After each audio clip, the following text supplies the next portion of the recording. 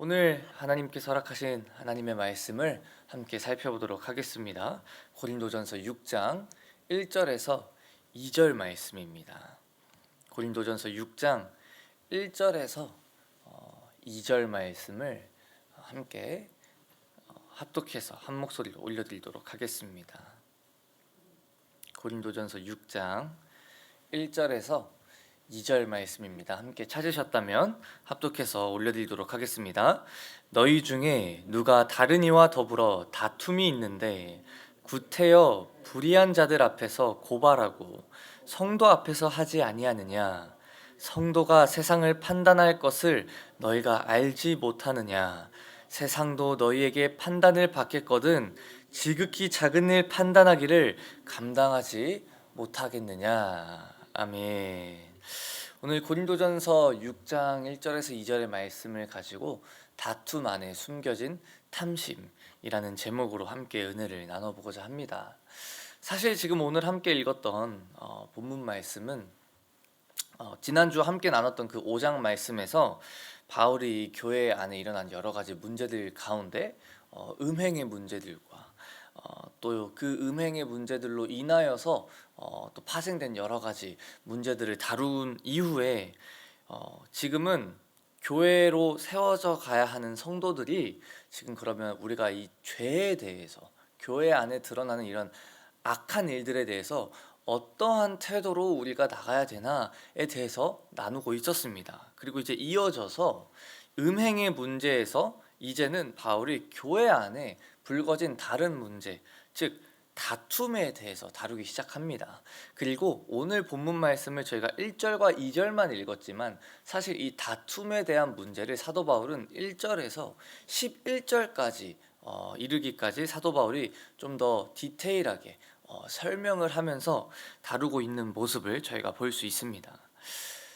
저희가 아무리 하나님의 교회이고 하나님의 이름으로 모인 공동체이지만 저희는 또 사람이기 때문에 다양한 문제와 갈등이 없을 수는 없는 것 같습니다. 그리고 오늘 이 6장 말씀에서 사도 바울은 그렇기 때문에 여러 가지 문제와 여러 가지 부딪힘과 특별히 다툼이 교회 성도님들 간에 발생했을 때 그렇다면 이것을 어떻게 우리가 해결해야 되는지 또 이것을 어떻게 우리가 대해야 되는지에 대해서 사도 바울은 제시를 해주고 있다는 것이죠. 그래서 저희가 아까 읽었던 말씀 1절과 2절에 보시게 되면 사도 바울은 이렇게 말씀하십니다. 너희 중에 누가 다른 이와 더불어 다툼이 있는데 구태여 불의한 자들 앞에서 고발하고 성도 앞에서 하지 아니하느냐? 성도가 세상을 판단할 것을 너희가 알지 못하느냐? 세상도 너희에게 판단을 받겠거든 지극히 작은 일 판단하기를 감당하지 못하겠느냐? 지금 바울은 1절에 저희가 함께 읽었던 것처럼 너희 중에 누가 다른 이와 더불어 다툼이 있었다. 즉 성도 간에 다툼이 생겼고 구태여 불의한 자들 앞에서 고발을 하고 있다라고 얘기를 합니다. 불의한 자들, 즉 다른 성경본을 보시게 되면은 하나님을 알지 못하는 사람들 앞에서도 쉽게 말해서 세상에서, 그러니까 세상 법정에서 고발하는 일이 있다고 지금 지적을 하고 있는 장면입니다.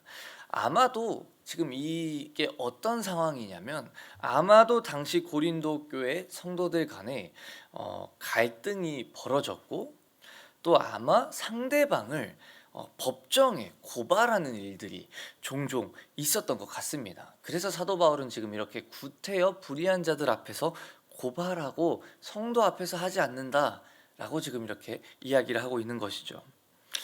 그렇게 저희가 추측하는 이유는 지금 성도들 간에 있었다라고 표현되어져 있는 이 다툼이라는 단어가 사실 법적인 용어로 표현하면 소송이라는 의미를 가지고 있기 때문입니다. 그래서 이 성도들의 다툼을 사도 바울은 세상 법정에서 재판을 받고 있다, 너희가 서로를 고발하고 있다라는 모습으로 지금 묘사를 하고 있는 것이죠. 그리고 여기서 불의한 자들이라고 표현한 이 단어가 한편으로는 믿지 않는 사람들, 즉 세상 법정이라는 의미를 내포하고 있지만 또 다른 한편으로는 불의한 자들이라고 표현한 이유가 바로 이때 당시에 세상에서 이루어지는 법정은 사실 지금보다도 오히려 더 불공평하게 재판되는 일이 번번했기 때문입니다. 특히 형사 사건이 아니라 민사 사건, 즉 돈과 관련된 일을 다루고 재판하고 법정에서 옳고 그름을 가르는 일들이 있었을 때는 어쩔 수 없이 사회적 지위가 높은 사람에게, 이게 가해자가 됐던 피해자가 됐던 사회에서 그 사람의 지위가 높고 그 사람이 돈이 많고 부유했다면 그 사람 편에 더 유리하도록 이루어졌다라는 것이죠. 그리고 이러한 일들은 그때만 있었던 것도 아니고 사실 지금도 저희가 너무나도 자주 접하고 있는 모습입니다. 세상 법정이나 재판관들을 통해서 어떤 사건 사고들이 있었을 때 저희가 분노하고 또 저희를 화나게 하는 뉴스를 접할 때도 있습니다. 피해자들이 있는데 그 피해자들은 온데간데 없고 세상에서 부유하기 때문에, 사회적인 위치가 높기 때문에 그들에게만 유리하게 진행되어지는 재판을 보면서 저희는 때로는 분노를 하기도 합니다. 하지만 이런 일들이 이때는 더 심했다라는 것이죠. 그리고 2절에 보시게 되면 이 다툼이 돈에 관련된 일임을 사도 바울이 콕 집어서 이야기를 하고 있습니다. 2절에 보시게 되면 성도가 세상을 판단할 것을 너희가 알지 못하느냐, 세상도 너희에게 판단을 받겠거든 지극히 작은 일 판단하기를 감당하지 못하겠느냐라고 얘기를 합니다. 여기서 지극히 작은 일이라고 지금 부르고 있는데 성경에서 종종 돈에 관련된 문제를 지극히 작은 일이다라는 표현과 함께 묘사를 할 때가 있습니다. 그리고 이 사건이 아마 엄청나게 큰 어떤 형사적인 사건이 아닌 민사 사건, 즉 돈에 관련된 일이었기 때문에 사도 바울이 이런 표현을 가져다가 지금 이렇게 묘사를 하고 있을 것이다 라고 신학자들은 추측을 하고 있습니다. 또 당시 상황들과 당시 일어났던 일들을 기록하고 있는 역사 기록에 따르면 이때 사실 세상 법정에서 제일 많이 또 제일 흔하게 다뤄졌던 일들도 재정적인 이유 또는 어떤 미납된 채무에 관련된 일들이 더 많았기 때문에 지금 저희들도 지금 성도들끼리 다투고 싸운 문제가 아마 돈에 관련된 일이었나 보다라고 추측을 하게 됩니다. 그렇기 때문에 이러한 배경을 저희가 이해를 하고 다시 한번 이것을 바라보면은 사회적 위치가 낮았던 빈민들이나 심지어 또는 평민들조차도 법정을 쉽게 누군가를 고발하고 나아갈 수 없는 곳이기 때문에 지금 두 교회 사람들 사이에서 법정 소송이 일어났다는 것은 말 그대로 부자였던, 사회적 위치가 높았던 한 성도가 지금 자신에게 대항할 수 없는 상황 속으로, 자기가 제일 유리한 상황 속으로 그 상황을 만들어서 다른 성도를 끌어들여서 자기의 욕심과 자기의 이익을 위해 세상 앞에서 법적인 우위를 지금 점하고 있는 일들이 일어나고 있었다라는 것입니다. 쉽게 말해 교회, 하나님을 믿는 사람들이라고 말하는 이 성도가 다양한 방법과 수단과 방법을 가리지 않고 자신의 이익을 위해 또 몸된 지체인 동료, 성도들을 데려가서 그들을 자기 마음대로 좌지우지하려고 했던 시도였기 때문에 사도 바울은 지금 이러한 것들이 교회 안에 있다는 것이 말이 안 되고 문제다라는 것을 지적하고 있었다라는 것입니다. 사랑하는 성도 여러분, 이러한 모습이 고린도 교회에서만 일어나는 일들일까요? 저희들은 안타깝지만 지금도 종종 이런 소식들과 이런 일들이 교회 안에서도 이뤄지는 것을 저희가 목격하곤 합니다. 정말로 법정 다툼까지 갈 때도 있고요. 또는 교인들이 법정까지는 안 가더라도 여러 가지 이유와 여러 가지 의견들로 나뉘어져서 양쪽으로 분쟁하다가 다투고 분열하고 그 교회가 깨어지는 모습을 저희가 볼 때가 있습니다. 하지만 대개 이런 문제들을 저희가 깊이 들여다보면 개인적인 욕심과 탐심에서 비롯된 문제들이 많다라는 것이죠. 내가 내 의견이 맞다라는 것을 피력하기 위해서, 내가 유리한 위치를 차지하기 위해서, 내가 원하는 것을 취하기 위해서 저희는 다툴 때가 오히려 더 많다라는 것입니다. 지금 저희가 고린도 전서라는 이 성경을 함께 나누면서 배웠던 것 중 하나가 바로 이 고린도라는 도시는 서쪽과 동쪽 각각의 항구가 있어서 무역으로 되게 부유해진 도시라고 저희가 함께 나눴습니다. 근데 그러다 보니 사실 여기에 사는 사람들이 엄청난 경제적인 부를 쌓은 성도들도 있고요. 또 그 부를 쌓기 위해서 어떤 수단과 방법도 가리지 않았던 그런 행동들이 이미 장착이 되고 익숙해져서 교회 안에서도 성도들이 자신의 이득을 위해서는 뭐든지 하는 이런 세속적인 생각과 문화에 익숙해져 있을 수밖에 없었다라는 것입니다. 그래서 사도 바울은 그러한 탐욕적인 모습을 교회 안에서는 우리가 이런 태도와 이런 자세를 가지면 안 된다라고 권면의 말씀을 지금 고린도전서 6장에 와서 하기 시작하는 것이죠. 바울은 본문에서 말하고자 하는 메시지의 핵심은 바로 교회 안에 갈등과 분쟁이 일어나는 그 원인이 탐심이다라는 것을 바울은 콕 집어서 전해주고 싶었다라는 것입니다. 그리고 그렇기 때문에 우리는 우리 안에 있는 욕심, 이 탐심을 조심해야 하고, 또 이런 일들이 있을 때 교회 공동체인 우리는 세상에서 사용하는 방법, 즉 내가 유리한 위치를 차지하기 위해서 성도를 법정으로 데리고 와서 내 돈과 내 위치와 내 지위를 통해서 찍어 눌러야 되는 것이 아니라, 우리는 오히려 하나님의 원리, 즉 사랑으로 이러한 문제를 바라보고 다루면서 하나씩 풀어나가야 된다는 것을 강조하고 있습니다. 세상 사람들조차도 지금 교회를 다니는 사람들이 자신들과 마찬가지로 물질적 풍요와 육신적 쾌락을 쫓아 살면서 불의를 행하며 거룩함을 잃어버렸다고 손가락질하는 것이 지금 우리가 마주해야 하는 어쩔 수 없는 현실입니다. 제가 주중에 여러 가지 뉴스와 여러 가지 사건 소식들을 접할 때, 특히 요즘에는 또 많은 사람들이 핸드폰 안에서 쓰는 소셜 네트워크 플랫폼 중에 하나가 스레드라는 어떤 앱이 있는데, 거기는 좀 더 익명성이 보장되고 좀 더 편하게 본인의 생각들을 나누는 어떤 그런 문화들이 구축되다 보니 교회를 다니는 사람들, 또는 교회에서 심지어 교역자로서 목회자로서 섬기는 분들이 교회에 대해서 나누는 어떤 그런 이야기들을 보게 됐습니다. 근데 참 마음이 아팠습니다.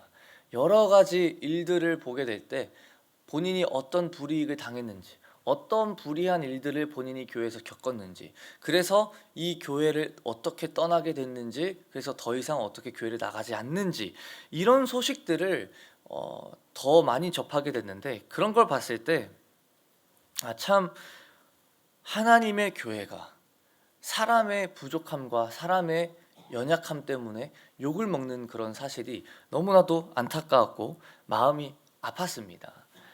하지만 그렇기에 동시에 우리가 하나님의 교회로 부르심 받은 우리가 그 부르심의 목적대로 또 행해야 되는 이유와 동기가 되는 줄 믿습니다. 이러한 비판 앞에 우리는 겸손하게 다시 한번 성도의 정체성을 회복하고 그 복음에 담겨져 있는 능력을 우리 삶으로 다시 한번 증거하며, 이러한 일들을 오히려 덮고 복음의 그 능력으로 우리가 선포하며 나아가야 되는 줄 믿습니다. 그래서 사도 바울은 4절과 5절에 이렇게 말씀합니다. 그런즉 너희가 세상 사건이 있을 때 교회에서 경히 여김을 받는 자들을 세우느냐? 내가 너희를 부끄럽게 하려 하여 이 말을 하노니, 너희 가운데 그 형제간의 일을 판단할 만한 지혜 있는 자가 이같이 하나도 없느냐. 지금 바울은 오히려 빈정대는 말투로 너희가 세상 사건이 있을 때 교회에서 경히 여김 받는 자들을 세우느냐, 내가 너희를 부끄럽게 하려 하여 이 말을 하노니 라고 지금 말을 합니다. 즉 성도들 안에서 지금 문제를 해결할 마음조차 없어서 경히 여김을 받는 자들, 즉 세상 사람들 앞에서 지금 너희가 이 일을 꼭 다뤄야겠냐, 그렇게까지 믿는 사람들 사이의 일을 판단할 수 있는 지혜로운 사람이 교회 안에 없냐라고 지금 사도 바울은 오히려 되묻고 있다라는 것이죠. 그러면서 7절과 8절에 이렇게 말합니다. 너희가 피차 고발함으로 너희 가운데 이미 뚜렷한 허물이 있나니 차라리 불의를 당하는 것이 낫지 아니하며 차라리 속는 것이 낫지 아니하냐. 지금 너희는 불의를 행하고 속이는구나. 그는 너희 형제로다. 지금 이 말을 사도 바울의 그 마음을 풀어서 설명하자면 지금 성도들이 서로 소송을 한다는 것은 이미 벌써 뚜렷한 허물이 있다고 지금 말씀합니다. 즉 너희가 벌써 실패했다라고 지금 사도 바울은 이야기를 하고 있고, 그럴 바에 그러니까 성도로서 서로 고발하고 서로 다투고 서로 분쟁하고 지금 너희가 서로 교회로서 살아가기 실패할 바에 차라리 그냥 억울한 일을 서로 당해주는 게 낫고 서로 속아주는 게 낫지 않냐라고 지금 사도 바울이 성도들에게 이야기를 하고 있다라는 것이죠. 이런 사도 바울의 권면의 말씀을 들을 때 제일 먼저 좀 이런 생각이 들 수도 있다라고 생각을 했습니다. 왜 내가 당해줘야 되지? 왜 내가 희생해줘야 되지? 왜 내가 속아줘야 되지? 라는 생각이 들 수 있지만 사도 바울은 8절에 이렇게 그 이유에 대해서 얘기를 합니다. 그는 너희 형제로다. 우리가 함께 그리스도의 몸된 지체이기 때문에 오히려 먼저 희생하고 먼저 그냥 속임을 당하고 먼저 당해주는 것이 더 낫지 않겠냐라고 사도 바울이 지금 이렇게 이야기를 하고 있는 것이죠. 사도 바울이 이렇게까지 어떻게 보면 성도들에게 부담되고 무리할 수도 있는 이 요구를 하는 이유는 바로 교회 안에서조차도 서로 사랑하지 못하고 서로 이해하지 못하고 서로를 위해 희생하지도 못해 오히려 소송하고 다투고 수단과 방법을 가리지 않고 내가 이기려고 하는 이러한 모습이 보기 좋지 아니할 뿐 아니라 그러한 모습이 이미 그 복음의 능력을 잃어버린 모습이기 때문에 사도 바울은 지금 이렇게까지도 저희에게 도전적인 권면의 말씀을 하고 있다라는 것이죠. 또 다른 한편으로는 이런 생각이 들 수도 있습니다. 내가 그냥 마냥 손해보고 내가 그냥 마냥 참기만 하면, 내가 당하기만 하면 문제는 해결이 되지 않을까? 문제는 해결이 되지 않을 수 있지 않을까? 즉 저 사람은 그냥 본인의 행동이 뭐가 잘못된지 모르고 그냥 늘 저렇게 다른 사람들에게 힘든 일들을 하고 또 다른 사람들은 그냥 부당한 일들을 당하고 불의하고 부당한 상황들이 교회 안에서 그냥 계속 지속이 되지 않을까라는 염려가 또 한편으로는 있을 수 있습니다.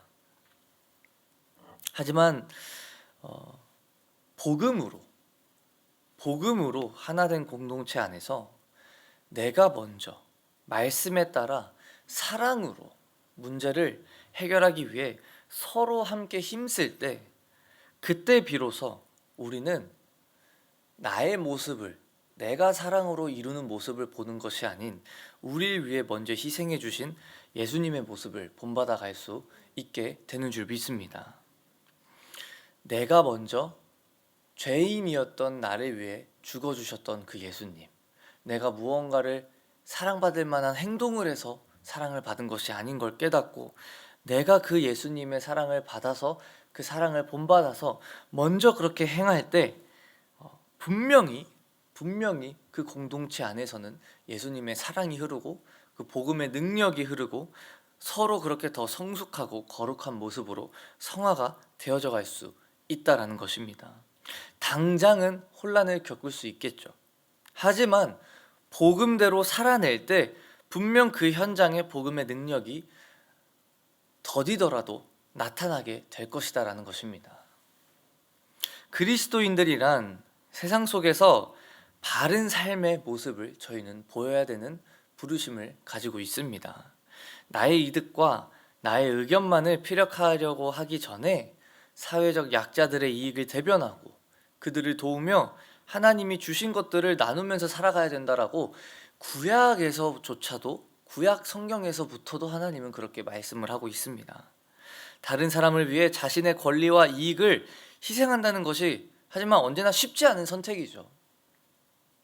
저희가 오늘을 살아가야 될 때 현실 속에서, 가정 안에서, 관계 속에서, 심지어 일터 속에서 내가 마땅히 내 권리이며 내가 취할 수 있는 이익을 다른 사람을 위해서 저희가 포기하는 것이 정말로 쉽지 않은 선택인 것을 저희는 오늘 우리의 일상에서 경험을 합니다.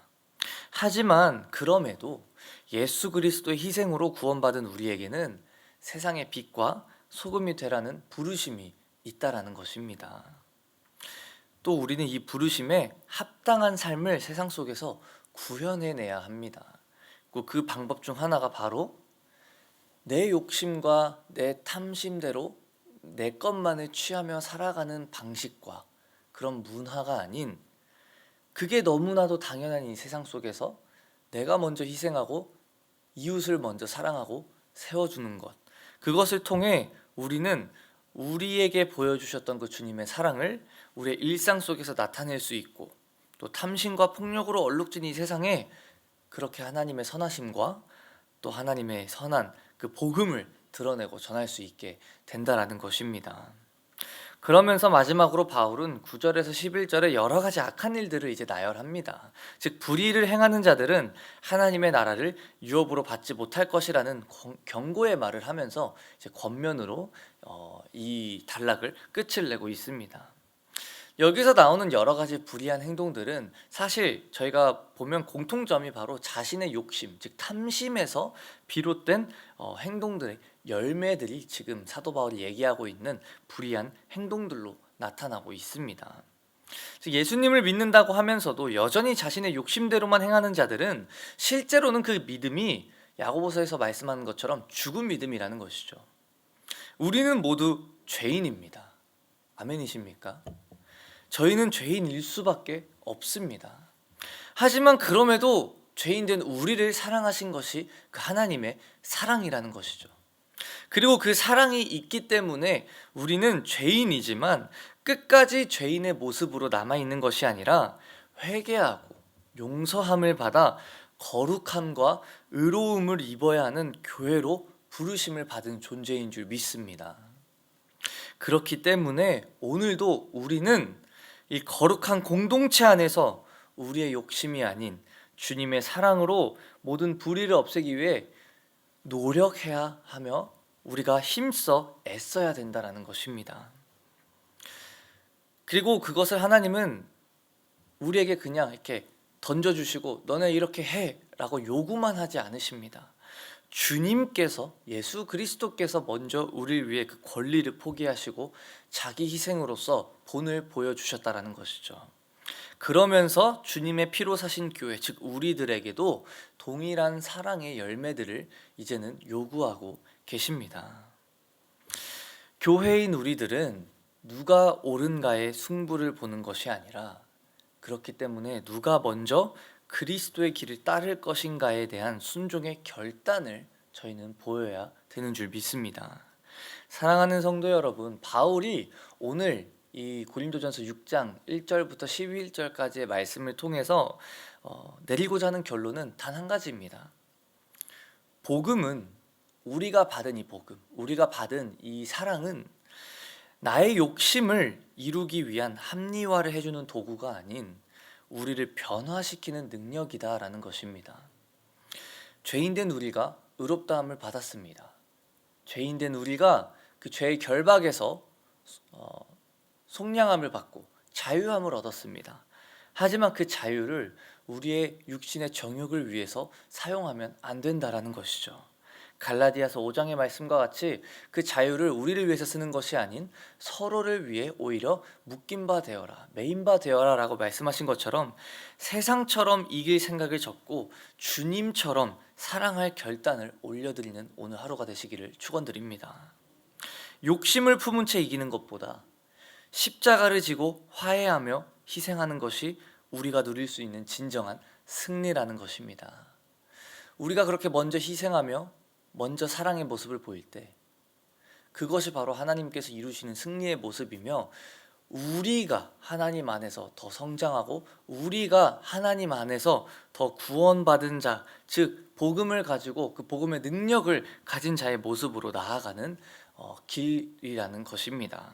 그렇기에 사도 바울은 마지막으로 11절에 우리의 정체성에 대해서 말하면서 마무리를 짓습니다. 사도 바울은 우리에게 이렇게 말씀합니다. 선포합니다. 우리는 씻음을 받았다라고 합니다. 또 우리는 거룩하게 되었고 또 의롭다 하심을 받았다라고 이렇게 선포하며 이 권면의 말씀을 마무리합니다. 이 정체성으로 오늘도 내 욕심에서 비롯된 다툼을 버리고 권리의 언어 대신에 이 복음의 언어로, 이 분쟁의 길 대신에 화해의 길로 나아가시기를 축복합니다. 그럴 때 세상은 하나님의 나라가 말이 아니라 능력으로 존재하며 우리의 삶을 통하여서, 우리의 일상을 통하여서 하나님의 그 교회와 나라가 세워져 가는 모습을 보고 또 하나님의 나라가 세워져 나가게 될 줄 믿습니다. 그렇게 하나님의 복음의 능력이 전달되며 복음의 통로로 쓰임 받으시는 오늘 하루가 되시기를 주님의 이름으로 축원드립니다. 함께 기도하겠습니다.